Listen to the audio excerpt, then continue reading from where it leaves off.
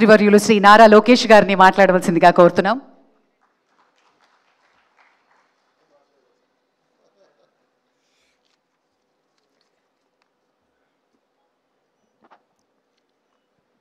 వేదికమైన ఉన్న పెద్దలందరికీ, అదేవిధంగా ఈ కార్యక్రమానికి విచ్చేసిన ప్రతినిధులందరికీ పేరు పేరున నా హృదయపూర్వక నమస్కారాలు. ఈరోజు బాలయ్యబాబు గారి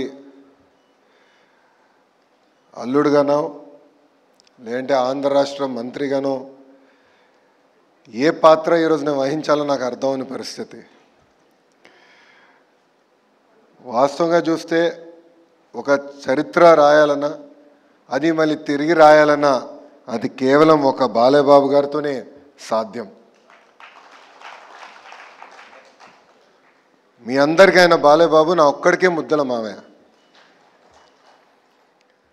50 సంవత్సరాలు సినిమా రంగంలో, అదేవిధంగా రాజకీయాల్లో కూడా ఒక ప్రత్యేక స్థానం సాధించుకున్న వ్యక్తి బాలయ్యబాబు గారు. ఒకసారి చూస్తే ఒక మాస్ మహారాజా అన్న పదాన్ని తిరిగి రాసిన వ్యక్తి మన బాలయ్యబాబు గారు. హీరోస్ అందరికీ ఫ్యాన్స్ ఉంటారు, కానీ మన మాస్ మహారాజాకి మటుకు డైహార్డ్ ఫ్యాన్స్ అనేవారు ఉంటారు.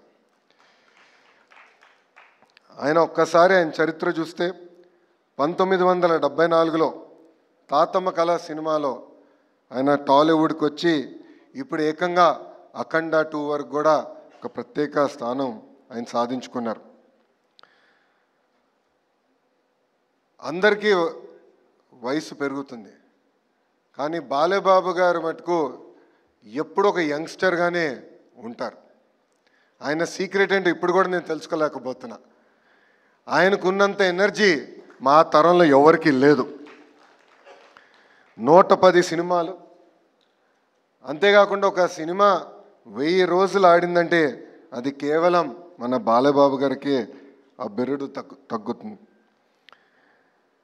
ఒకే జానర్ కాదు, మైథాలజీ కానీ, ఫోక్లోర్ కానివ్వండి, హిస్టారికల్ కానివ్వండి, devotional, socio fantasy, biopic, science fiction, ఏ పాత్ర వహించినా కూడా మన బాలయ్యబాబు గారు దానికి జస్టిస్ చేస్తాం జరిగింది.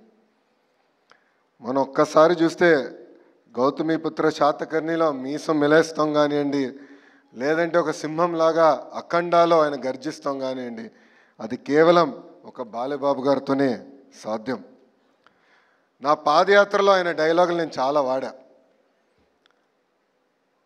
ఆ రోజు ఎందుకు వాడానంటే అక్కడ బాలయ్యబాబు గారు లేరు కనుక. కానీ ఈరోజు ఆయన ముందల ఆ డైలాగులు మళ్ళీ నేను వాడే పరిస్థితి ఉండదు. బాలయ్యబాబు గారు ఏంటంటే ఒక ప్రొడ్యూసర్ కానివ్వండి, ఒక డైరెక్టర్కి ఒక డ్రీమ్ యాక్టర్. ఆయన ఎప్పుడూ ఇండస్ట్రీ గురించే ఆలోచించే వ్యక్తి. కోవిడ్ వచ్చినప్పుడు కూడా ఏకంగా సినిమా రంగమే ఒక సంక్షోభంలో ఉంటే ఆయన స్టార్ట్ చేసిన సినిమా ఎన్ని ఇబ్బందులున్నా పూర్తి చేస్తాం కూడా ఆనాడు జరిగింది. అంతేకాకుండా ఇప్పుడు ఓటీటీ ఈరా కూడా చూస్తున్నాం. నాకు బ్రహ్మని చెప్పింది, ఒక టాక్ షో చేయాలనుకుంటున్నారు. నేను అప్పుడు అనుకున్నా, ఇది సాధ్యమా? మాస్ మహారాజా ఒక టాక్ షో చేయగలుగుతారా? అది సాధ్యమా అని అనుకున్నా. కానీ మనందరం చూసాం, ఆ అన్స్టాపబుల్ టాక్ షో ఏకంగా ఆ ఓటీటీ ప్లాట్ఫామ్లో నంబర్ 1 స్థానం కూడా సాధిస్తాం జరిగింది. బాలయ్యబాబు గారు ఒక బోలా శంకరుడు. మనసులో ఏమున్నా ముఖమైన సూటిగా చెప్పే వ్యక్తి, ఎప్పుడేమీ దాచుకోరు. అందుకే సినిమా ఇండస్ట్రీ మొత్తం ఆయనతో నిలబడుతుంది. బాలయ్యబాబు గారు జర్నీ చూస్తే ఒక స్ట్రైట్ లైన్ కాదు, అప్స్ ఉన్నాయి, డౌన్స్ ఉన్నాయి. కానీ ఆయన డౌన్ని ఎప్పుడు అప్ ఎట్లయితే ప్రవర్తిస్తారో అట్టనే తీసుకున్న వ్యక్తి మన బాలయ్య. 50 సంవత్సరాలు చాలా కష్టపడ్డారు. కొన్ని సంవత్సరాలు అయితే ఏకంగా 5 సినిమాల్లో కూడా యాక్ట్ చేసిన వ్యక్తి మన బాలయ్య.